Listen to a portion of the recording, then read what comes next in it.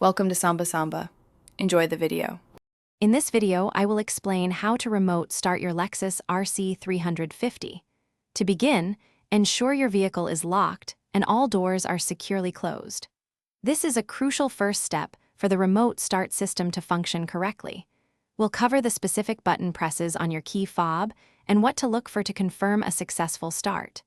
Get ready to enjoy the convenience of a pre-warmed or pre-cooled car. To use your key fob for remote start, first press the lock button once. Then, press it a second time. On the third press, hold the lock button down for at least 3 seconds.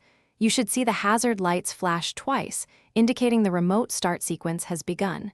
Keep holding until the engine starts, which usually takes a few moments. This method is quick and convenient for immediate use. Once you've initiated the remote start sequence, look for the vehicle's parking lights to illuminate and stay on. This visual cue confirms that your engine has successfully started. The engine will typically run for about 10 minutes before automatically shutting off. If you need more time, you can repeat the remote start process once more, extending the run time. Remember to enter the vehicle within this period. After your Lexus RC 350 has remotely started, simply unlock the doors using your key fob or the smart entry system. Once inside, place your foot on the brake pedal and press the engine start button as you normally would. This transfers control to you and keeps the engine running.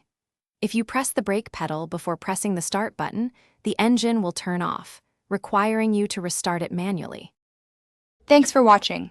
Consider subscribing if we helped you.